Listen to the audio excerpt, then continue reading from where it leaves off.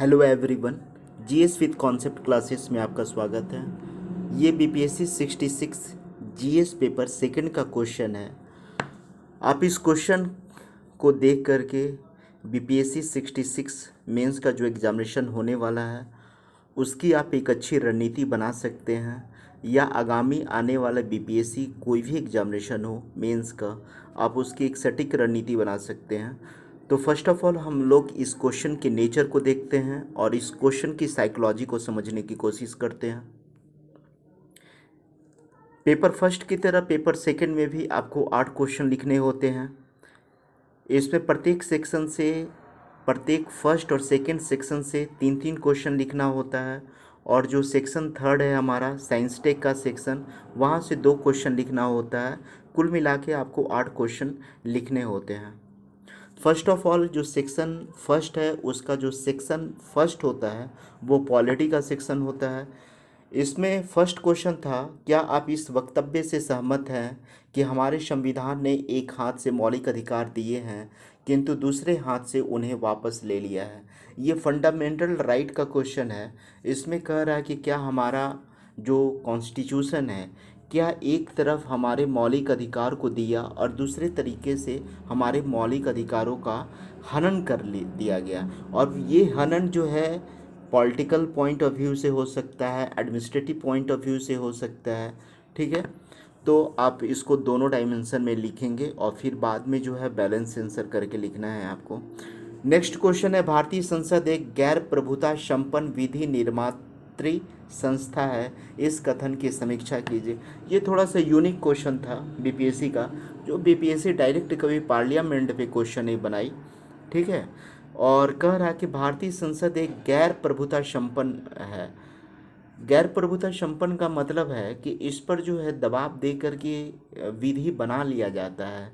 अब ये विधि दबाव जो है कार्यपालिका के द्वारा भी दिया जा सकता है, न्यायपालिका के द्वारा भी दिया जा सकता है। तो इसको ये करना है, समीक्षा करना है, इवैल्यूएट करना है आपको कि इस बातों में कहाँ तक सच्चाई है। ऐसा ना कि आप इसके केवल पॉजिटिव डायमेंशन को लिख देंगे।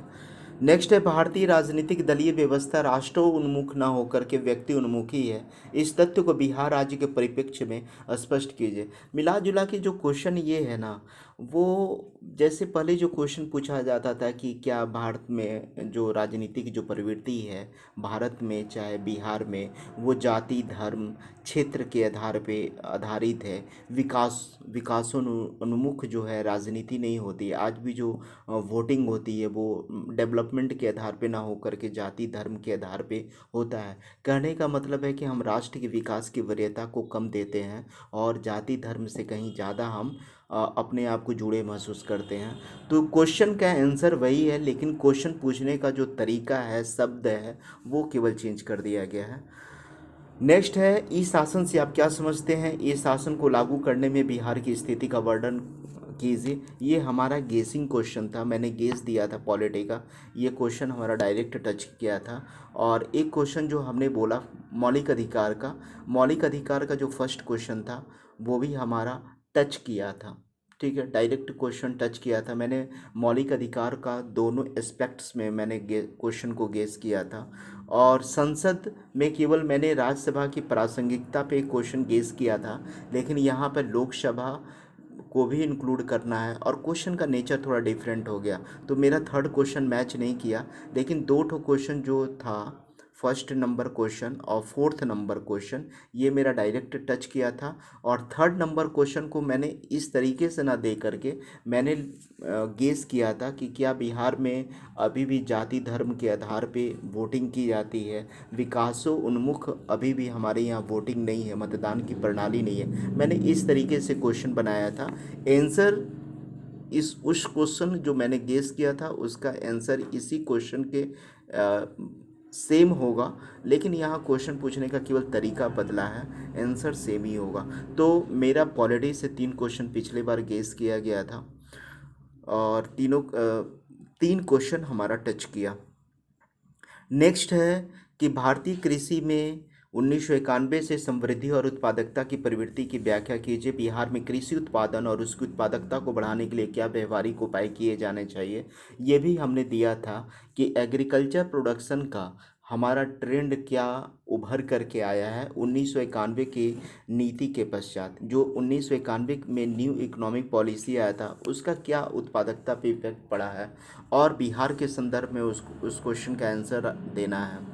नेक्स्ट क्वेश्चन है, भारत में आर्थिक सुधारों के बाद के काल में आर्थिक नियोजन की प्रासंगिकता की विवेचना कीजिए और इस संदर्भ में समझाइए कि किस प्रकार राज्य और बाजार के देश के आर्थिक विकास में सकारात्मक भूमिका निभा सकते हैं। ये जो क्वेश्चन है, भारत में इकोनॉमिक जो रिफॉर्म हुआ 1991 के पश्चात, उसके बाद हमारे यहाँ तो पहले से भी चला आ रहा था पंचवर्षीय योजना, 5 ईयर्स प्लानिंग चला आ रहा था, योजना आयोग चली आ रहे थे, लेकिन ये योजना आयोग 12वीं पंचवर्षीय योजना तक ही क्रियान्वित हो पाई। और जो हमारा देश की जो हमारी देश की अर्थव्यवस्था की जो परिदृश्य थी, जो सिचुएशन था, उसके अकॉर्डिंग लगा कि योजना आयोग की अब प्रासंगिकता ख़त्म हो गई है और इसको अब हमको मॉडिफाई करने की ज़रूरत है। इसमें हमें राज्य को भी लेकर के चलना होगा। कहने का मतलब है कि सेंट्रल गवर्नमेंट और स्टेट गवर्नमेंट के बीच कोऑर्डिनेशन होनी चाहिए, और कोऑर्डिनेशन होने की वजह से किसी भी योजना, किसी भी नीति का जो इम्प्लीमेंटेशन है, क्रियान्वयन है, उसको बहुत अच्छे तरीके से किया जा सकता है, ग्राउंड लेवल पे भी किया जा सकता है। तो ये क्वेश्चन को योजना आयोग, नीति आयोग से जोड़ करके लिखना था। नेक्स्ट है कि सूक्ष्म, लघु और मध्यम उपक्रमों की नई परिभाषा बताएं। भारत में औद्योगिक वृद्धि की गति को तीव्र करने एवं आत्मनिर्भर भारत अभियान की सफलता को सुनिश्चित करने में इन उपक्रमों की भूमिका का आलोचनात्मक मूल्यांकन करें। एमएसएमई मेरा गेसिंग क्वेश्चन था कि एमएसएमई का क्या जो नया डिफिनीशन आया, पहले का जो डिफिनीशन था 2006 का वो चेंज हो गया है, अब न्यू डिफिनीशन 2016 में आया था, उसको जो है टर्न ओवर के आधार पर डिफाइन किया गया था। आप लोग इसको देख लीजिएगा, ठीक है। तो कह रहा है कि एमएसएमई का क्या कंट्रीब्यूशन है इंडस्ट्रियलाइजेशन में, औद्योगिकीकरण, औद्योगिक विकास में एमएसएमई का, सूक्ष्म, लघु और मध्यम उद्योगों का क्या कंट्रीब्यूशन, इसको लिखना था।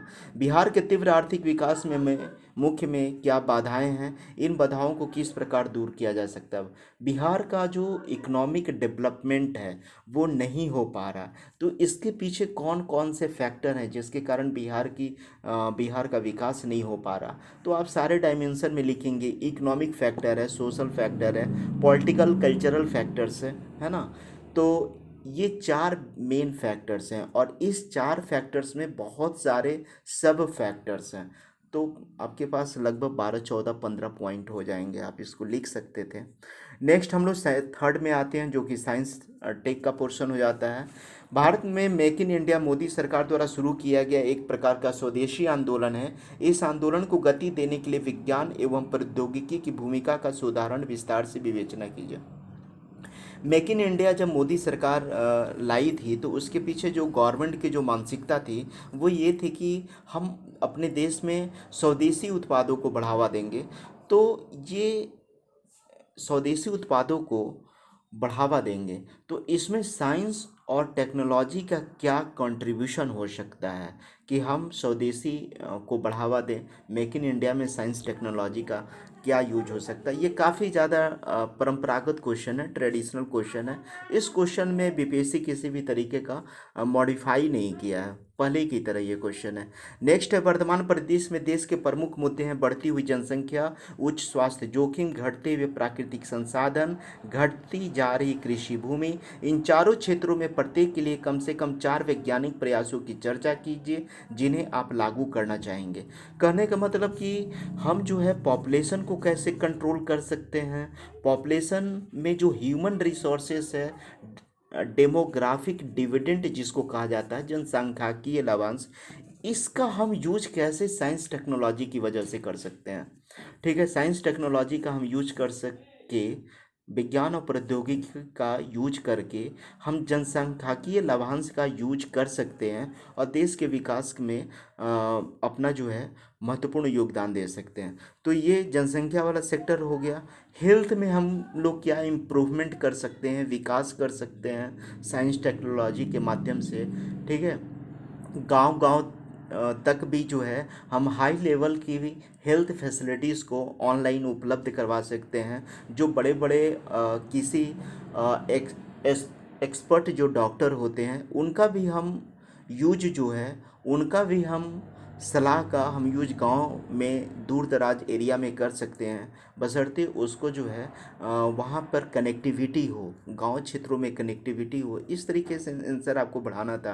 प्राकृतिक संसाधन, प्राकृतिक घटते हुए प्राकृतिक संसाधन, हमें जो हमारा जो प्राकृतिक संसाधन है, नेचुरल रिसोर्सेस है, वो जो घट रहा है हम उसको कैसे हम बैलेंस कर सकते हैं, संतुलन कर सकते हैं, सस्टेनेबल डेवलपमेंट कर सकते हैं, सतत विकास कैसे कर सकते हैं, इस चीज़ को लिखना था। घटती जा रही कृषि भूमि का हम प्रॉब्लम को कैसे सॉल्व करेंगे, क्योंकि हमारी जनसंख्या बढ़ रही है लेकिन एग्रीकल्चर लैंड जो है वो घटते जा रहा है। तो हम अपना प्रोडक्शन और प्रोडक्टिविटी एग्रीकल्चर फील्ड में कैसे बढ़ाएं, तो उसके पीछे और उसके पीछे यही हो सकता है कि हम लोग जो है ड्राई फार्मिंग को बढ़ावा दें। ठीक है, ड्राई फार्मिंग को बढ़ावा दें और प्लस में जो जो नई टेक्नोलॉजी जो आ रही है एग्रीकल्चर फील्ड में उसको हम लोग यूज करें, ताकि जो है हमारा प्रोडक्शन और प्रोडक्टिविटी, उत्पादन और उत्पादकता दोनों जो है अच्छी स्थिति में रहे। तो इसमें साइंस टेक्नोलॉजी का ही योगदान हो सकता है, उसको लिख देना है। और बिहार में लगातार बाढ़ और सूखे की प्राकृतिक आपदाओं का सामना करता रहा है। इन आपदाओं के पूर्वानुमान तथा प्रबंधन में विज्ञान तथा प्रौद्योगिकी की क्या भूमिका हो सकती है, अपने उत्तर को प्रायोगिक उदाहरणों द्वारा समझाइए।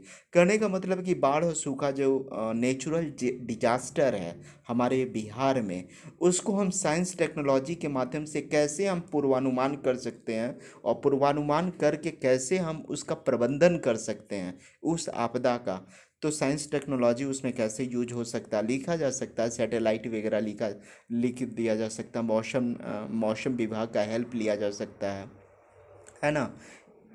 तो इस तरीके से हमारा जो है ये से डिस्कशन जो है समाप्त हुआ। एक क्वेश्चन और बचा हुआ है कि कोविड-19 की स्थिति के कारण उत्पन्न हुई नौकरियों पे संकट की स्थिति को नियंत्रित करने तथा राष्ट्र के विकास की गति को बनाए रखने के लिए विज्ञान और प्रौद्योगिकी की क्या भूमिका निभा सकते हैं, इस पर विस्तार से चर्चा करना है। कोविड-19 की स्थिति के कारण क्या हुआ था, पिछले साल नौकरियां की स्थिति काफ़ी ज़्यादा खराब हो गई थी, लोग बेरोजगार हो रहे थे, रोजगार की संख्या घट रही थी। तो उसको हम कैसे कंट्रोल कर सकते हैं साइंस टेक्नोलॉजी के माध्यम से, और राष्ट्र की विकास बनी हुई रहे। हमारे देश का जो जीडीपी जो गिरा कोविड-19 पीरियड में, वो जीडीपी हमारा कांस्टेंट रहे, गिरे नहीं और उत्तरोत्तर बढ़ता रहे हमारे देश का जीडीपी। तो इसमें जो है साइंस टेक्नोलॉजी क्या अपनी भूमिका अदा कर सकती है, इसको लिखना था। तो मैंने ओवरऑल थोड़ा बहुत हिंट देने का कोशिश किया है, क्योंकि यहाँ पे टाइम का लिमिटेशन भी होता है। तो ठीक है, फिर हम लोग नेक्स्ट वीडियो में आपस में मिलते हैं। ठीक है, ओके, थैंक्स।